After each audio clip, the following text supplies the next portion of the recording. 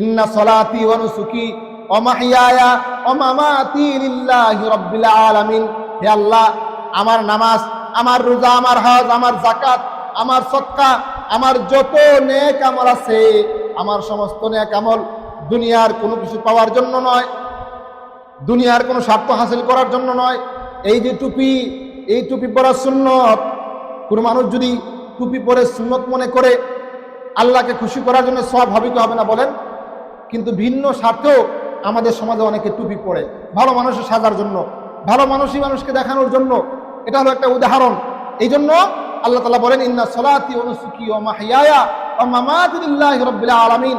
আমার সমস্ত আমল, আমার নামাজ, আমার সমস্ত নেক আমল যা কিছু আছে, সব কিছু যদি একমাত্র আল্লাহকে সন্তুষ্ট করার জন্য আমি করতে পারি, তাহলেই আমি নিজেকে আল্লাহর জন্য পরিপূর্ণভাবে বিসর্জন দিতে পারবো। সেটা কিভাবে? সেটা তিনটি কাজের মাধ্যমে। প্রথমত, নিজের মধ্যে থাকা সমস্ত অহংকারকে বিসর্জন দিতে হবে। আল্লাহ তাআলা বলেন, ওয়ালা তামশি ফিল আরদি মারহা, সাবধান বান্দা, জমিনের মধ্যে এমন ভাবে তুমি চলিও না যেমন ভাবে চললে মানুষ তোমাকে মনে করে যে তুমি পাওয়ারফুল। দেখেন, একটা গরিব মানুষের, একটা অসহায় মানুষের চলাফেরা আর একটা সামর্থ্যবান মানুষ, একটা পাওয়ারফুল মানুষের চলাফেরা দুই রকম হয়ে থাকে দেশের সমাজের মধ্যে। দেখবেন, একটা পাওয়ারফুল মানুষ যে মনে করে সে যেদিকে যাবে সব কিছু সে উল্টায় ফেলবে, তাকে রুখে দেওয়ার মতো কেউ নাই, সবাইকে সে রুখে দিতে পারে, এমন মানুষ যে বুক ফুলায় চলে, অহংকার বলে, দম্ভ ভরে, এটা আল্লাহ পাক পছন্দ করেন না।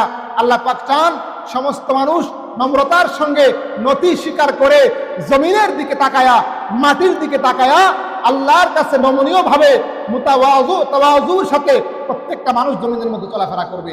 নিজের দাম্ভিকতা, নিজের অহংকারকে, নিজের আমিত্বকে, নিজের সমস্ত পাওয়ার, ক্ষমতা, টাকা পয়সা এগুলো আছে না, এগুলো না, এগুলো সবকিছু আল্লাহ তাআলা আমাকে দিয়েছেন। আল্লাহ তাআলা চাইলে সকালবেলা ধনী বানাইছেন, বিকালবেলা আবার ফকির বানাই দিতে পারেন। এই চিন্তা করে আমি একজন যতটাই সামর্থ্যবান, যতটাই পাওয়ারফুল ব্যক্তি হই না কেন, একজন সমাজের সব থেকে দুস্থ আর অসহায় মানুষের মতো নিজেকে মনে করে যদি আমি চলতে পারি, তাহলে হবে নিজেকে বিসর্জন দেওয়া। দ্বিতীয় নম্বরে হলো আল হারাম বাইয়িনুন ওয়াল হালাল বাইয়িনুন। আল্লাহ তাআলা দুনিয়াতে আমাদের জন্য সমস্ত হালাল এবং সমস্ত হারামকে স্পষ্ট করে দিয়েছেন। কোনটা হারাম, কোনটা হালাল, এটা দুনিয়ার কোনো মানুষকে, এখানে যে আপনারা বসে আছেন, আপনাদের কাউকে বলে বোঝানোর কোনো প্রয়োজন নাই, আপনারা সবাই জানেন। এই জন্য প্রকৃত আত্মত্যাগকারী হল ওই ব্যক্তি, যে ব্যক্তি হালাল হারামকে তমিজ করে চলে।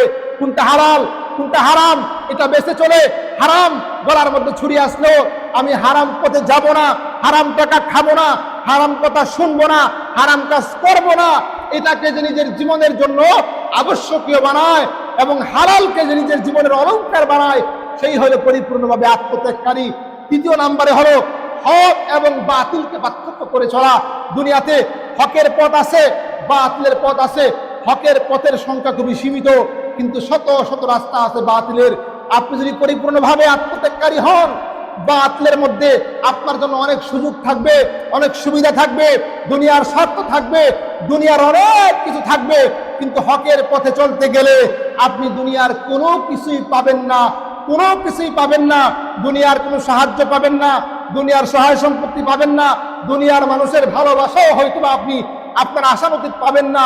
কিন্তু হকের পথে যদি আপনি চলতে পারেন, আপনি যদি হক এবং বাতিলকে তামিজ করে চলাকে নিজের জীবনের আবশ্যকীয় বাধ্যতামূলক, নিজের কর্ম, নিজের জীবনের মিশন বানাইতে পারেন, ভীষণ বানাইতে পারেন, তাহলে আপনি পরিপূর্ণভাবে আত্মত্যাগকারী হতে পারবেন, কুরবানিকারী হতে পারবেন, নিজেকে আল্লাহর কাছে একজন বিলিয়ে দেওয়ালা হতে পারবেন। আল্লাহ পাক রব্বুল আলামিন আমাদেরকে হওয়ার তৌফিক দান করুন।